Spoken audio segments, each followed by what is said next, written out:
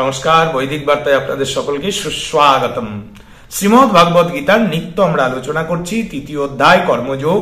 আজ আমরা 31তম শ্লোক অধ্যয়ন করব। আর সেই শ্লোকে যাওয়ার আগে ভগবান অর্জুনকে উদ্ধারের যুদ্ধ থেকে নিশ্চিত সাধনের জন্য যে যুদ্ধ করার যে নির্দেশ তিনি দিয়েছেন, ভগবান এবার সেই অনুসারে সম্পাদিত কর্ম ফলের বর্ণনা করছেন, যে তুমি এই যুদ্ধ করলে কি ফল পাবে তার বর্ণনা করতে গিয়ে 31তম শ্লোকে ভগবান বলছেন, জীমিমতুমিদং নিত্যম অনুতিষ্ঠন্তি মানবা সুদ্যাবন্তরুষ্যন্তো মুচ্যন্তৌতেপি কর্মভিঃ।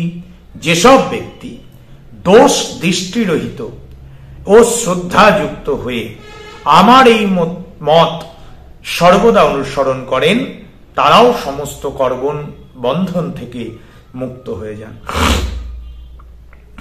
পরিষ্কার বলে দিলেন যে ব্যক্তি দোষ দৃষ্টিরহিত হয়ে শ্রদ্ধাযুক্ত হয়ে আমার এই নির্দেশ, আমি যে কথা বললাম, সমস্ত মায়া মমতা তিতিক্ষা প্রেরণা উৎসাহ আকাঙ্ক্ষা মোক্ষ সব ভুলে যাও, সব আমাকে সমর্পণ করো, আমি একমাত্র সত্য, আমি একমাত্র নিত্য, আমি তোমার এই ইহকাল পরকালের পথ দেখাবো, সুতরাং তুমি সমস্ত কিছু আমাকে সমর্পণ করো, তুমি যুদ্ধ করো।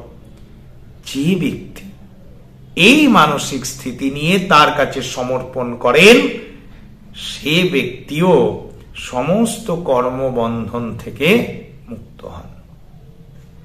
আর কি চাই? সব বলে দিয়েছেন ভগবান। আমি আগেই বলেছি, শ্রীমদ ভাগবত গীতা হলো আমাদের গাইড বুক।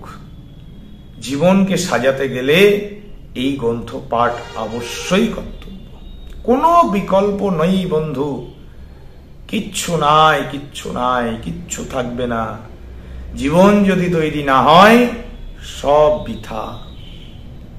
এই সাধনা, এই একটি প্রয়োগে ভগবান এক অভিপ্রায়, যে এই সাধনা কোনো এক বিশেষ জাতি বা বিশেষ ব্যক্তির মধ্যে সীমাবদ্ধ নয়। এতে মানুষ মাত্রেরই অধিকার। প্রত্যেক বর্ণ, আশ্রম, জাতি বা সমাজের মানুষ উপরুক্ত প্রকারে নিজ নিজ কর্তব্য কর্ম সমর্পণ করে, যদি এটা পালন করতে সক্ষম হয়, একবারে তার মুক্তি স্বয়ং ভগবান দেবেন। যে সকল ব্যক্তি আমার প্রতি দূরদৃষ্টি থাকেন, যারা আমাকে সাক্ষাৎ পরমেশ্বর মনে করেন না, সাধারণ মানুষ মনে করেন, এবং যাদের আমার উপর বিশ্বাস নেই, তারা এই সাধনার অধিকারী হবেন না। সেই সব ব্যক্তিরাই এটি পালন করতে পারবেন, যারা আমার প্রতি কোনো প্রকার দোষ দৃষ্টি রাখে না এবং সর্বদা শ্রদ্ধা ভক্তি করে। সুতরাং যারা এইরূপ করতে ইচ্ছুক, তাদের উপরুক্ত গুণ সম্পন্ন হওয়া উচিত। তা না হলে এই সাধনের অনুষ্ঠান করা তো দূরের কথা, এটি বোঝাও কঠিন হয়ে যাবে। সাধকের সমস্ত কর্ম সর্বদাই ভগবানের সমর্পণ করে নিজের সমস্ত কর্ম তদনুরূপভাবে ভাবিত করা উচিত। এটাই একমাত্র ভগবান বলতে চেয়েছেন, যেখানে আর কোন রকম বলার অবকাশই নাই। অন্য ব্যক্তিরাও যখন এই সাধন দ্বারা সমস্ত কর্ম থেকে মুক্ত হয়ে যায়, অর্থাৎ জন্ম মৃত্যুরূপ বন্ধন কর্ম থেকে চিরকালের মতো মুক্ত হয়ে পরম কল্যাণ স্বরূপ পরমাত্মা লাভ করে, তাহলে তোমার কথা তো বলার কথাই নয়। যে আমার এই পথ যদি একজন সাধারণ মানুষও অনুসরণ করে অর্জুন, সেও পরম মুক্তি পাবে, সেও জন্ম মৃত্যুর এই চক্রের ঊর্ধ্বে উঠে যাবে, তারও মোক্ষ প্রাপ্তি ঘটবে।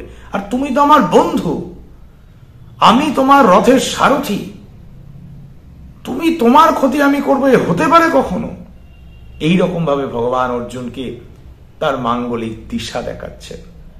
ভাবুন, আমরা পেয়েও হারালাম, জেনেও জানবার চেষ্টা করলাম না, আমরা বোঝবার প্রয়াস রাখলাম না, আমরা একবারও অনুধাবন করলাম না কেন আমাদের জন্য এত গ্রন্থ, এত তথ্য, এত উপদেশ কেন? এই জীবনকে সাজাতে হবে বন্ধু। এ জীবন অলংকারে সজ্জিত নয়, এ জীবন দামি ব্র্যান্ডেড পোশাকে নয়, এ জীবন বেশভূষা আহার ব্যসনে নয়, এ জীবন সাধনার জীবন। এ মনুষ্য জীবন সাধনার বস্তু। যদি তুমি সাধনা বাজাতে পারো, সাধন করতে পারো, তবে তোমার এই দেহবিনা যন্ত্রে সেই মহাসুর বেজে উঠবে। মূলাধার, স্বাধিষ্ঠান, অনাহত, বিশুদ্ধ মণিপুর, আজ্ঞাচক্র, সহস্রাগ্রে সেই সুর বাজবে, যে সুর মহামিলনের সুর, মহাপরিত্রাণের সুর, আনবিক যুগের মুক্তির সুর হবে সেটি, যা এই জগৎকে, এই পৃথিবীকে আলোড়নের পথ দেখাবে। সবাই এক, অসীম শক্তির আধার, সেই বিরাটের অংশ আমরা। এই অনুভব নিতে হবে বন্ধু। আমরা বটের বীজ, প্রকৃত জল, আলো, বাতাস পেলে আমরা আবার সেই বটবৃক্ষের মতো বিরাট প্রমাণ করতে পারি। তাই আসুন, এখনো সময় আছে।